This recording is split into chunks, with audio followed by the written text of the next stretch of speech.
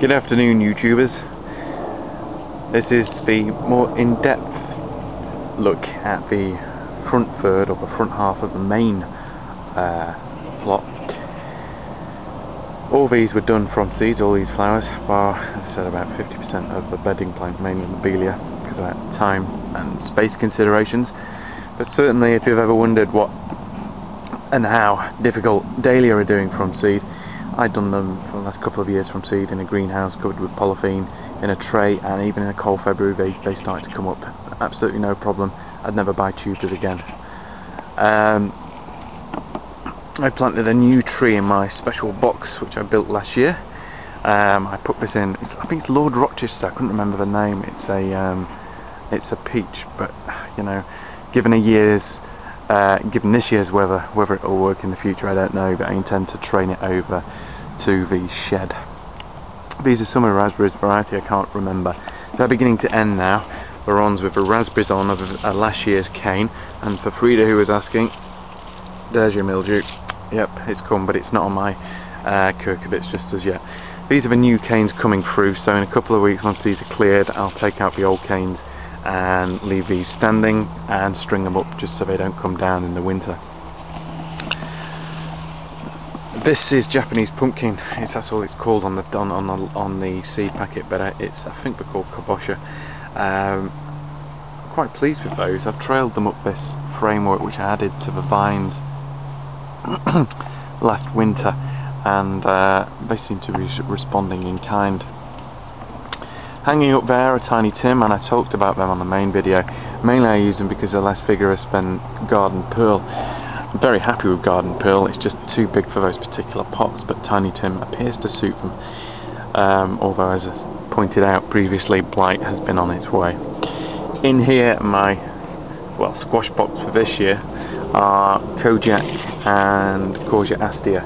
Mentioned previously on the back half, these are for the fact I had them in stock. This set off around mid-March, always kept under cover. I think I germinated them at home and then once up into the greenhouses. This art for next year, hopefully this climbing rose will take.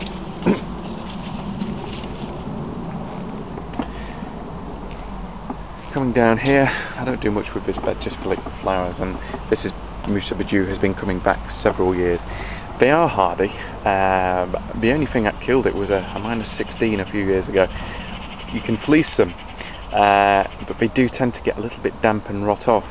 However, in a mild winter they will come back, and my tallest was, I got it up to the height of the shed, which was 2.5 meters there. The side box here is garden pearl. Again, you can see from previous video that it's starting to be attacked by blight now, but exceptionally fruitful, vigorous, and I transferred them into buckets this year, as I previously mentioned. The vines are well behind, and I don't expect much off these really this year. Inside there's very little, as previously. Some herbs on the floor, that's lemon balm I think. I tried doing petunia, but it's too shady, so we live and learn. This is a second crop of Mizuna. In a wet, cold year like this, taking precautions with regards to snails, slugs and other mollusks, and of course clubroot, things like Mizuna and other Chinese greens are absolutely wonderful. They just come and come again, and they just love this kind of weather.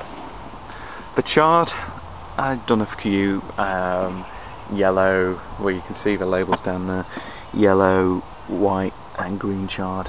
They're okay in stir fries on the top. These spuds are pink fir. I wouldn't have bought these, but a friend gave me a few tubers last year, which I grew and remarkably well. Very, very late potato, and I'm afraid I chop them up and use them as fries or chips. Sacrilege, I think, for those potato buffs among you. Feltham first, absolutely really easy. I never overwinter any of these, although I'm sure you could do with this. Set off in the cold frame from about January 2 to 3 to a pot, and then put them out, and these are now setting to seed, and which I'll keep for next year. Really early, don't need a vast amount of support. As you can see, another one of my pots just coming out. I seem to have been rewarded with some of the shelter off my plot this year with regards to top fruit, although I've been whinging about it. Compared to other people's set, it's actually not that bad. And you can really see the difference now. These are Wilger. Whether I'll know what they taste like, I don't know. I've not actually had a look yet, but you can see they've been starting to be ravaged. Another new one for me, Bonnie. They were okay. This year's late frost appears to have affected the amount of little seedlets or baby potatoes underneath. The quality's been fine until this blight gets hold, that is, and just been very few in number. The gaps I've topped up with snowball turnip. Maris Piper, I did those for the first time last year. Foolishly forgot I'd limed the bed before and they were full of scab and subsequent infection. I'm still waiting to taste my own Maris Piper, and it looks like with blight this year I might have another year to wait. My third set of peas are Hurst Green Shaft. Now I did stagger these. I've got a feeling I set them off late April, although they're only just coming in a little later than the others, but it means I've had perhaps 6-7 weeks of peas. Broad beans have largely succumbed to infection. Imperial green pod, they weren't as tall as my Suttons last year or prolific. I've missed a few of these, and to be honest they're not looking that appetising for me at the moment. A bed of salads that has largely come out, and I used all year round Lovejoy's, Lola Rosso, Webb's Wonderful in this bed, and had a go at interplanting between the broad beans with limited success, to be honest.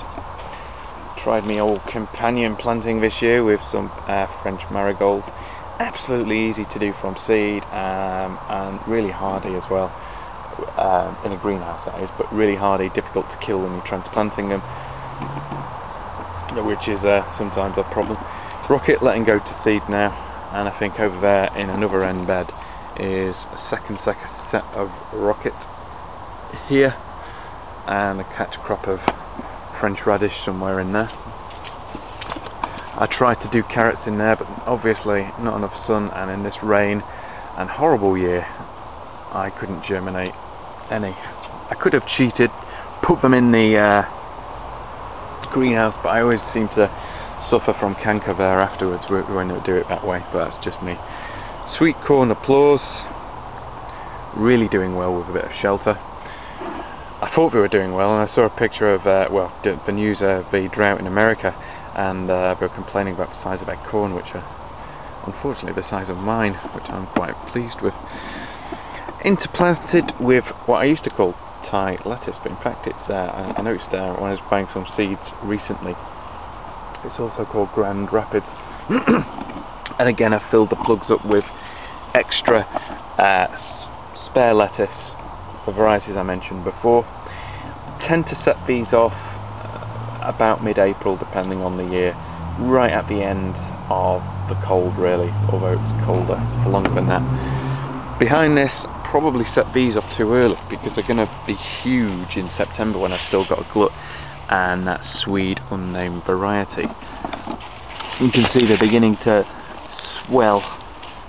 They were hammered by the pigeons. They managed to drop into this. You can see it's difficult to actually get in here, but they did earlier on, but they've bounced back, these plants. Greek oregano in from last year and survived. Seed onions I am not happy with at all. These are Bedfordshire Championship, although the others over there, onion red seed zabroon, all these were set off in a tray, transplanted, set off in about February, under cover, and not happy with them. They seem very poorly and weak. Removed my attempt at growing some red onions from sets underneath cover in attempt to stave off bolting. Didn't work, so they were drying last time on the main video, and they've been put in now under cover for some French beans, a second crop. Canadian Wonder, I think. I don't really notice a great deal of difference between the varieties other than the red ones. TP, I think, possibly. bows are different. I think they're tender actually. My fig, I said I overwintered this outside in the other video. I don't. I put it in the greenhouse, and I think give it another year or two. I'm considering giving it its own home under cover. Bok choy, or large pak choy. Large amount of information of these on the internet, but for me, bok choy are big pak choy. This bed is now in its second set of lettuce. I'm very happy with the Italian lettuces. This one was called lettuce meraviglia. There's a few more words there, but unfortunately my Italian isn't up to scratch. And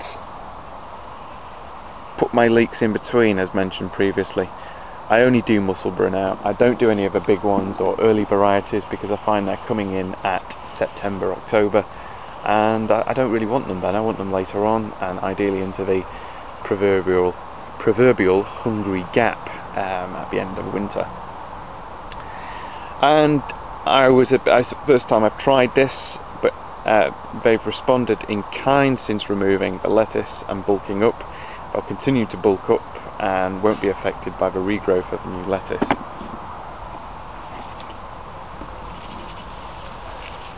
Again, another courgette, and I always do this end bed. I think these are my best sunflowers this year. Again, as mentioned previously, they seem to be setting multiple heads even though they shouldn't. Now, this bed seems to have done better. This is Onion Red Seed Brunswick, but I think I've mislabelled that, and I think it's Red Baron. These were another onion, and I can't remember what they're called. Chicory. I set chicory off when it's been warm for about a month, so I usually do it, say, maybe the start of May. I have tried it earlier, but it doesn't get you anywhere. Once it starts growing at that temperature, they'll catch up with things plants set off some 8 weeks before. And they're not, these two varieties are meant for eating the tops, and I think they're nearly ready for picking. So I did two Chicory Indigo and Chicory Palarosa. Again, these were set off in trays and then individually pricked out and kept under cover. Amazingly, just a catch crop of cilantro. I thought slugs and everything hated this stuff, including some humans. However, they seem to have done a good job at attacking the baby plants. I use quite a lot of this, and as previously mentioned, I set off 2 trays at a time. When I put them in the cold frame, when they go in, I repeat the trays. Spinach going to bolt. Celeriac, never had much luck with this. Looks vigorous, but I'm not entirely certain. There is a bulb here, again set off in trays. It looks like potentially a bulb coming here. Florence Fennel, note to self on this one, warm and humid it seems to like, and also light, so I thought. However, the temperature not been that great, and it seems to have responded much better just to copious amounts of water. Dwarf Borlotti beans, first time this year. I have had to stake them. French beans, although I think they've hybridised with the Borlotti. What do you think? I think so. Parsnips, the one we forgot about those are the few things. I do germinate direct. Another garden pearl that's been hammered. I often put squashes where onions are, or potatoes, so that once those are cleared they've got a free run to carry on and fill up the bed and save you from weeding. As we come down to my tall cloche side, within here we have Outdoor Girl, which as previously mentioned is an old stalwart. So far it seems to be avoiding blight. Note it's covered from the rain up above. It's not sealed, but there's an arch over above. Asparagus pea, again set off in around May, early May, in pots and come out. They're nice abroad in the tropics or warmer countries, but here they, even when they're small like this, they tend to be stringy. and new. They're quite nice though. They're a vetch rather than a pea, although misnomer. Another experiment this year, trying shallots undercover or semi-undercover. Look okay, those are golden gourmet. Some French griselle which are rubbish. Actually, not the shallot but the experiment. I wasn't that happy with them, and the back half, or the remaining third I should say, I keep on interchanging halves and thirds here, were better. Very poor set of plums this year, and you'll notice I built this on these two apples mainly because it was by accident. The apples were here and this got built around it to have these beds, but within this shelter they seem to have really done a great deal, and there's been a debate whether there's been a lack of pollinators and or the frost. Well, one would say, given that that crop looks ordinary for those trees, for me, I would suggest it's potentially the frost over the pollinators, although debatable. Well, that's the front half. Hope that's been of some instruction, and that's all from me for now. Take care, folks.